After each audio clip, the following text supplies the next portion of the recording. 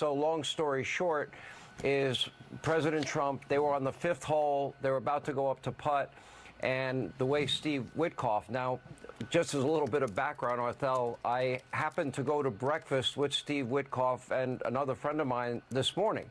And I was invited to play golf. They happen to be really good golfers. I don't have a lot of time to play golf, so I said thank you, but I'm not going to go out on the golf course and get killed out there. But long story short, so they were playing, they were on the fifth hole. And the way Steve described this, the way the president described it, they both had exactly the same story, which was that they heard pop, pop, pop, pop. And Steve went into great specificity and great detail as to what happened right after. Within seconds, the Secret Service pounced on the president, covered him. You had snipers with tripods. They knew the direction where the shots had been fired, and they had eyes on the location where the shots had been fired. And long story short, they were I have confirmed with both the president and with Mr. Witkoff that the gun has been found.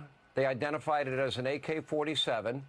And thanks to Secret Service drone video coverage, they were able to identify one individual involved in this shooting getting into a car after dropping the AK-47.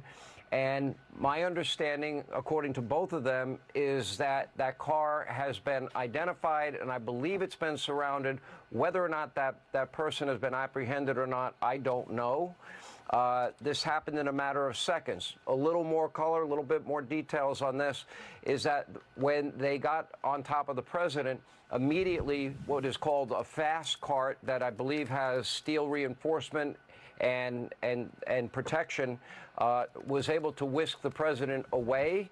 And then the Secret Service immediately sprung into action. They had eyes on where the shooting had occurred.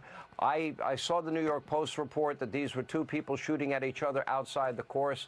I do know, and they did confirm that the shots were outside of the course, but certainly seemingly within range of the former president.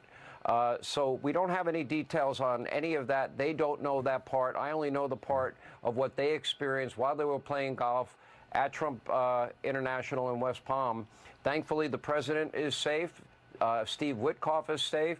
The Secret Service apparently acted with incredible speed and professionalism, and but certainly alarming in every way imaginable in light of what happened in Butler, as you mentioned.